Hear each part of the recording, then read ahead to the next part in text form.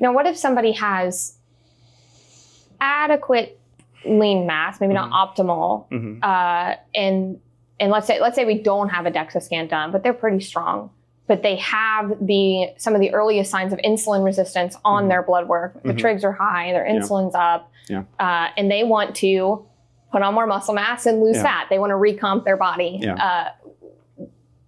What strategies are you going for first? Or I would think, we need to kind of fix the insulin resistance problem so that we can then most efficiently recomp your body. I think it's tempting to go after the metabolism aspect first, particularly if it's glaring. I think the trouble is in the past several years, I've gotten more and more away from some of the more classically used tools for that, particularly metformin and berberine. I do have some concerns about issues with ability to build muscle while taking those. And also earlier onset of lactic acidosis. They actually impact complex 1 in the electron transport chain is part of their mechanism in which they work. And so you're going to start making, when you exercise, you're going to make lactic acidemia process earlier. And is that detrimental to somebody that's not an elite athlete? You could argue that, but still it concerns me. Should we really be impacting the mitochondria in a negative way long term when there's other ways to improve insulin sensitivity? Yeah, because you could take the approach of, and this is kind of what I've been doing personally, is just focus on putting on the lean mass and the kind of fat. Now I'm not really insulin resistant, but the fat distribution will change as I put on more lean mass. Yes. So you could probably take somebody a little bit into insulin resistance and just focus on that. Yeah. What if it's more significant? Maybe before jumping into pharmaceuticals, what are the first things you're thinking about?